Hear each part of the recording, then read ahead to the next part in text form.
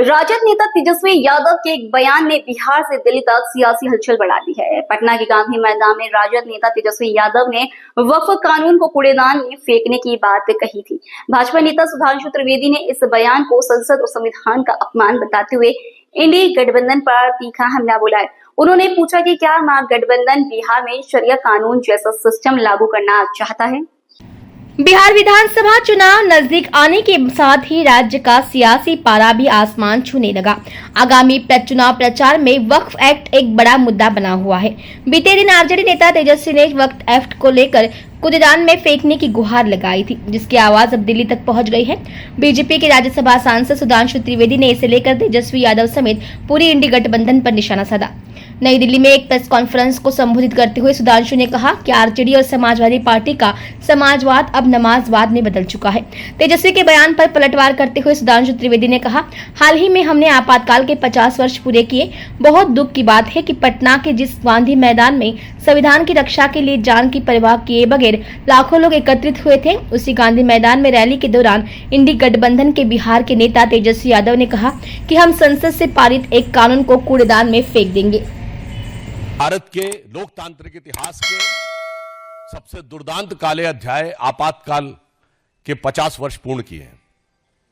परंतु बहुत दुख की बात है कि कल पटना के उसी गांधी मैदान में, जहां आपातकाल के दौरान संविधान की रक्षा और संविधान के सम्मान के लिए जान की परवाह किए बगैर लाखों लोग एकत्र हुए थे, वहां एक ऐसी रैली हुई जिसके की बारे में इंडी गठबंधन के बिहार के नेता तेजस्वी यादव ने कहा कि हम संसद से पारित एक कानून को कूड़ेदान में फेंक देंगे।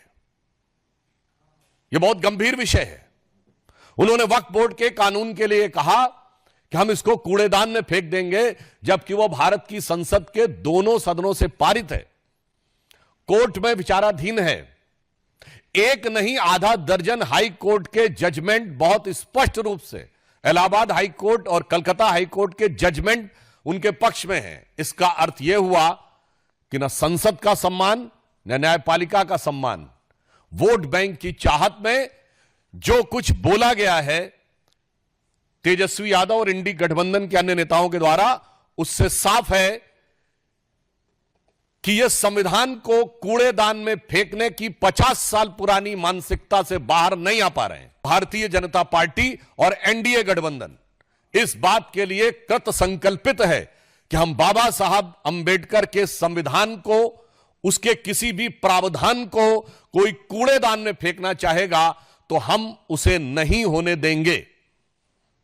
और मैं यह भी स्पष्ट करना चाहता हूं, जो बात पहले भी कही जा चुकी है, वक्फ बोर्ड के जिन प्रावधानों के विरुद्ध इंडी गठबंधन के नेता बार बार बोल रहे हैं, क्या वो प्रावधान सऊदी अरब में लागू है जो इस्लाम की जन्मस्थली है? नहीं।